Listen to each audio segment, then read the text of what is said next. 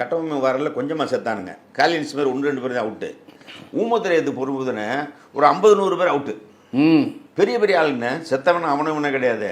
பெரிய lieutenant level, governor லெவலில், ஒரு தளபதி லெவல்லலாம் வாஷ் அவுட் ஆகிருக்காங்க, செத்துருக்காங்க. அவங்கள பூரா கொண்டு வந்து காப்பாற்ற முயற்சி பண்ணுறேன், முடியலை. அதனால் என்ன 4 மாதம் நடக்குது வார்.